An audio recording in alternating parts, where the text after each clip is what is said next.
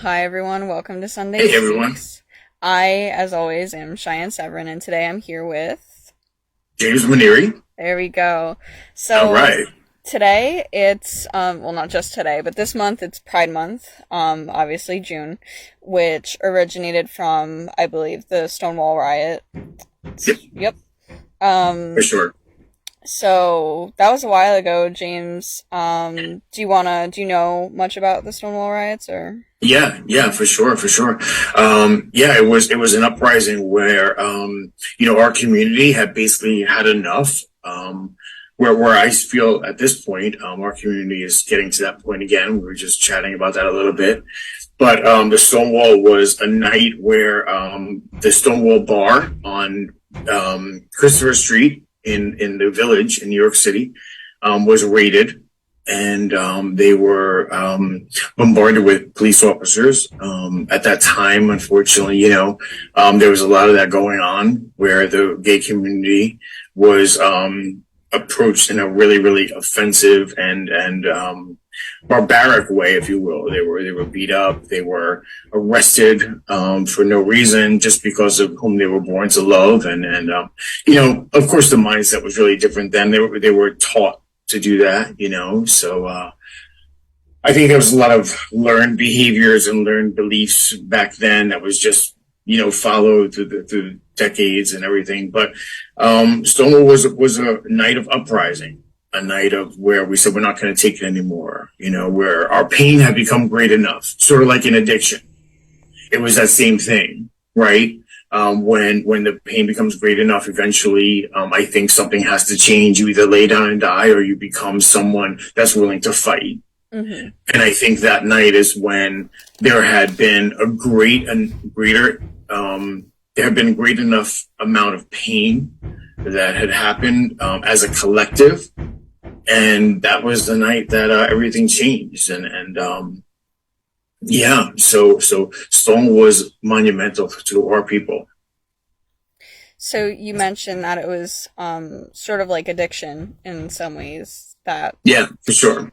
so, which brings me to my next question. Not that it's an interview, but it's just kind of like being someone in recovery today and being a part of the LGBTQ plus community. Um, do you think that your recovery journey was impacted at all by your inclusion in this community? Um, was impacted by my inclusion. So when you said, just break that down a little bit for me when you ask that question. What exactly do you mean, so I can understand and answer it correctly? Yeah, so okay. You are part of the LGBTQ plus community. Mm-hmm. And that being a factor in your life, did that impact your recovery journey at all? Just that specific factor of your being? Yeah, well, I think I made it one. I think I made my journey in this community part of my recovery because I knew that it was part of my pain. Yeah. I knew that it was part of the beginning of why I used. Mm-hmm. So what I did was, knowing that part of my using was, um, you know, part of, the beginning of why I used was because I was gay and I Mm-hmm. had no guidance. So in my recovery, what I needed to do then, was say, okay, there's other people like me that also used because of their being gay. Yes. I then said, okay, this has to be something that I need to use as a mission, and find other people who are also suffering because of that. So I brought that into my recovery, into my mission, into into my 12 step. Yeah. My 12 step, right, is helping. My awakening was, for me, not this great big light, or not this great big, actually my 12 step, when I did it, I realized, oh my goodness, it was never going to be about me. Yeah. My 12 step, I was like, wow, I can't wait for this to happen. I can't wait for this major awakening, right? I can't wait to see what's gonna be, what's gonna happen when I get to this great thing that everybody talks about. But the reality was, it was so humbling. Mm-hmm. It was a moment when I said, oh my God, all of the suffering, all of the days I was hungry, all of the brokenness was for me to learn that I need to go and rescue the still broken Mm-hmm. and the still lost. It truly was. I don't know if I've cried a lot in my life. Yeah. But when I did the 12 step and I sat with my sponsor and I understood that it was never going to be about me, that awakening was one of the days I think I cried from a guttural sense. And I said, wow, now I understand this awakening is like eye opening with new eyes to say I have to go and now teach what I've learned, rescue who need to be rescued, and be a part of a bigger journey that's beyond mine, and that for the people who are still really suffering. And part of that is the LGBTQIA plus community, because there's so many that are lost, closeted, and fearful. And when I first came into recovery, there was only one meeting that I was able to go to Mm-hmm. at that point in 2016. And it was a Tuesday night in Newark, New Jersey, and I would make it religiously. And it was my first coffee commitment that I had. Mm-hmm. And I went there and I didn't know what I was doing. Mm-hmm. And a funny story about that, I used to always ask in my addiction, I would get on the buses in Newark, right? And I would have no problem asking the bus drivers, can I get on the bus? I just need to get on the bus. And I had no inhibition about doing that because my addiction would push any feelings or emotions aside. It was always about, I want, I need, I got to do. Mm-hmm. And just my mission was to do what I needed, right? Self-centeredness. So I had spent the last little bit of money. I was in the halfway house on the inexpensive coffee that I was able to buy. Yeah. And I was at the bus stop and I said to the bus driver, and I was honest with him. And I said to him, listen, I said, I have to ask a favor, because now I wasn't high, right? I was clean, and I had a little bit of consciousness to say to the bus driver, what was really going on as opposed to what I needed in my addiction. I said, hey, I need to get to a meeting. I said, I'm a coffee maker. I said, it's an NA meeting. Do you think you could help me, get there tonight? But I don't have any money. Mm-hmm. And I think the bus driver was so used to people conniving and saying lies or just being rude that it felt so good to say to the bus driver the truth. Yeah. With my little coffee from the bodega, Mm-hmm. right? That I spent my last, $3 on. And he was like, yeah, of course, come on in. And he was so kind to me. And when I sat down with my little bag and I got to the meeting and I shared that, I told the bus driver the truth about where I was going, as opposed to in my active addiction saying, oh, I need to get to the hospital, or I need to, just these bizarre, horrible lies. Yeah. It felt so good to be a part of, my truth and my purpose, and being in my exactly aligned with who I was then. You know what I'm saying? So Yeah. just being true to who I was really important then. You know what I'm saying? Yeah, and that's hard, whether you're in recovery or whether you're just talking about accepting yourself for who you are in the community, not the recovery community, but the, LGBTQ plus community in general, because it's just like, even today, I got comments, like, oh, you're one of the good ones, one of the good gays. And it's like, okay, I have friends that are still scared to come out of the closet, and it's 2023 and we don't even live in that much of an unaccepting community, and it's still scary for some people, and I think that's just horrible. And I mentioned it on here before, but LGBTQ plus youth are, or not even just youth, just people in general, are more likely, or they're more at risk to develop substance misuse disorders.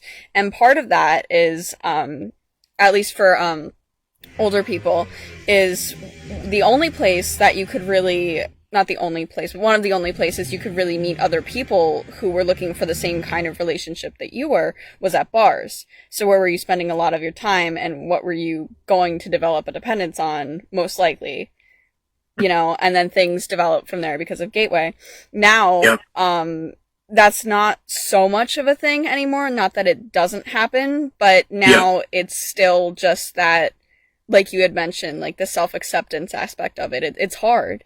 And when you're trying to repress that because the wider environment that you're in is unaccepting or scary, it's just you turn that hatred inwards and then you turn to the unhealthy coping mechanisms like the self-medication. Yeah. For sure. For sure. That's part of it, right? That is part of the escapism, the freedom.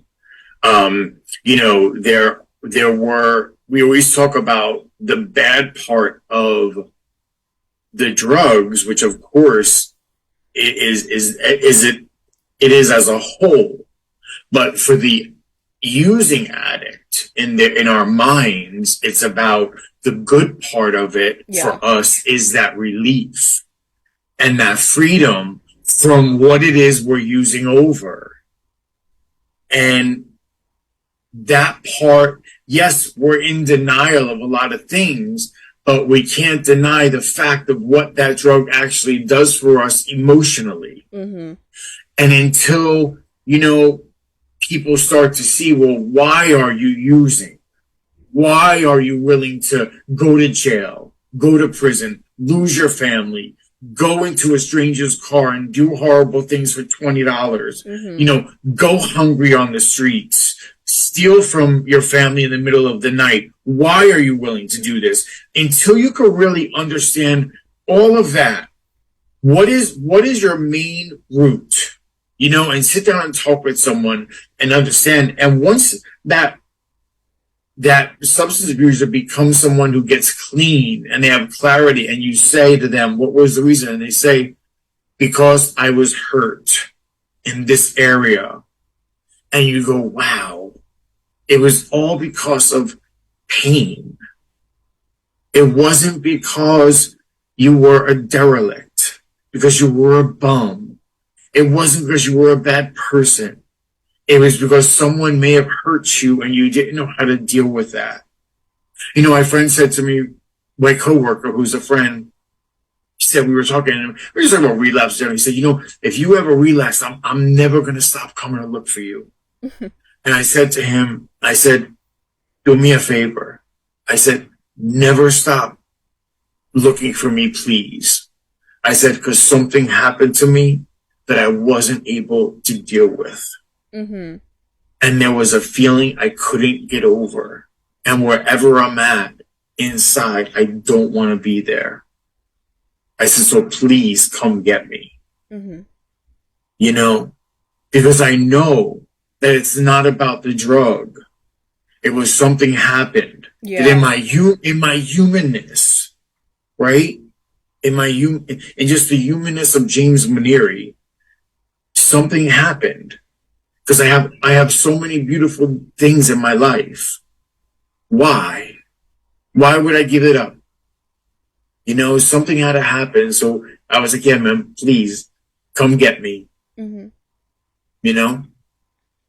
I think we all need that sometimes, even if it's not in the specific context of just like a relapse. Even if you're not in recovery, it's just, and whether we're talking about it within the context of Pride Month in general, it's just, we all need someone sometimes. And when we don't have that support system, when we don't have the ability to get the comfort or the help that we need, that's when we start running into problems. And again, it doesn't just need to be within the context that we're talking about today, even if that is important. It's just everyone needs someone. And that mental health and the emotional well-being, keeping up with that, checking in with your friends and family and just people that you know, that's important because everyone is dealing with something that you might not know about. For sure. Especially being a part of our community, the LGBTQ plus community. I am always, most of my friends are heterosexual. Mm-hmm. And I'm always the one that is the token gay friend. Yeah. Always. And I am a very blessed man that they go out of their way to let me know how much they love me, how much they accept me. You know, at my job, my job, everybody wore rainbow shirts the first day of Pride. Oh. I mean, they're all heterosexual, Yeah. men, women. You know, they all did that for me. They put me and all my pictures with my friends and my coworkers in the you know, the like it was on the website of our job. Could you imagine? Hmm. Like, and when I went in my desk, all the pictures were printed out, put on my desk, and it was like surprise, and Oh. you know, we love you, and here I am, like that was the little bullied gay boy, Yeah. and we talked about last time when I was doing an interview, the last one picked. If you remember my story, how I was the last one picked in gym class, Yeah. and here I am, being so loved, and the first one picked today by so many. And you know, and the reason for that, I believe, is because I picked myself first now, which only came through recovery, through people like Nancy, who truly loves me. You know, there's people who say they love you, and you can and you appreciate that, and then there's people who show you they love you. Yes. And my family, you know, and my friends. I have an amazing circle of friends, but it doesn't matter who I was born to love with certain people. They love me regardless of that. But I do have to deal with a lot of mockery still. It's unfortunate, I will say. I deal with that a lot but I've learned this also, Cheyenne, that people don't know what to do with my being so comfortable with myself. So sometimes when they see my confidence in who I am, they become uncomfortable with that. Mm-hmm. So it comes out in the only response that they know, which is in a mocking way. And because I'm intelligent enough today to know that, I sort of can just, you know, just allow it to be what it is, but it doesn't take away the fact that that hurts, because when a rock hits, it still hurts. Yeah. Right? It doesn't take away from the fact that it still hurts when I walk in a room and see someone laughing because of, you know, they may see me wearing this shirt, you know? But here's the thing. I still walk with this shirt the way I would whether they laughed or not. Mm-hmm. Right? I'm going to walk through with my head high, being the same James I was, you know, whether they were there or not. Mm-hmm. And that, I think, is the strength that I've gained through my addiction. It's allowed me to walk through fire and come out stronger like a piece of steel. You know, you bend through, when you're in the fire, you bend a little bit, right? But when you come out in the end, that steel is unbendable. Mm-hmm. And it's sort of like what I've become. I'm not in the recovery community myself, but as someone who is asexual, biromantic, it's like I still experience some of that. I am fortunate enough where I grew up with theater, and you know, so Love it. a lot of people, not everyone though, are in the community as well. And Yes. if they're not, usually, you know, you grow up around it, so they're pretty accepting. Yeah. But like I think the most that I ever experienced people being very unkind in that manner is going to college. And so I live in a more conservative area around like this more liberal bubble. It's so funny.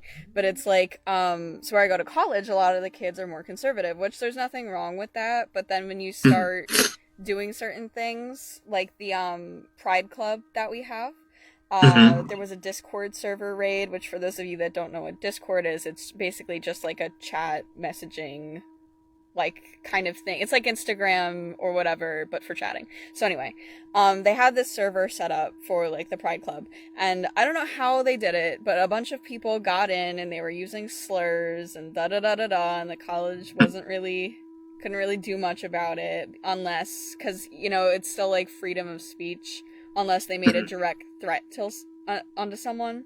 So it's Oh, like okay. which they ended up doing. So I think they did get reported, but because they're anonymous, it's, Mm.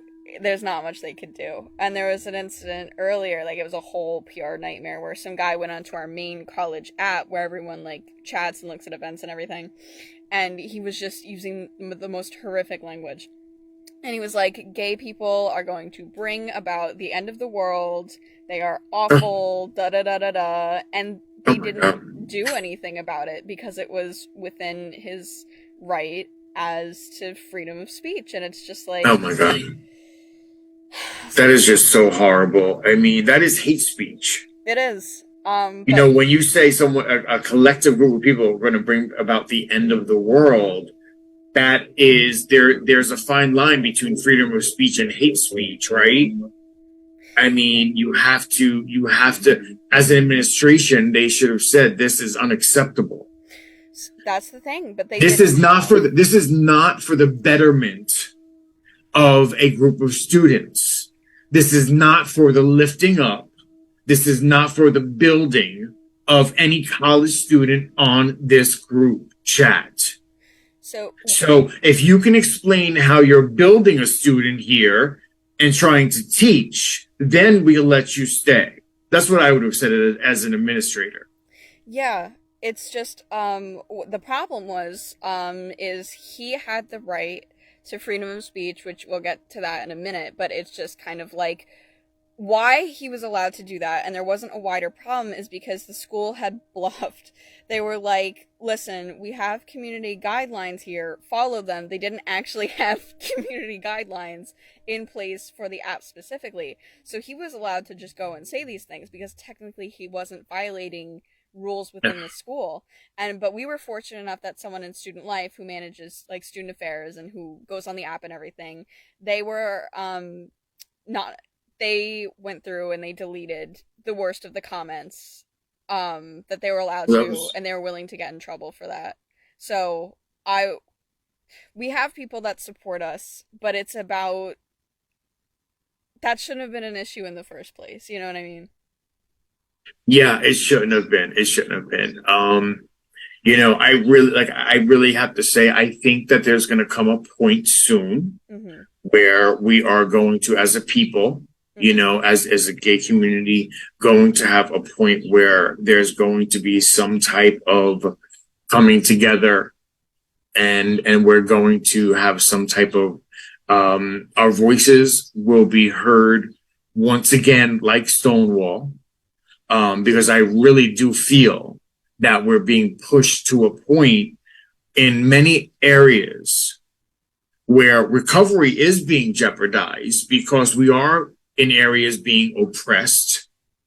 And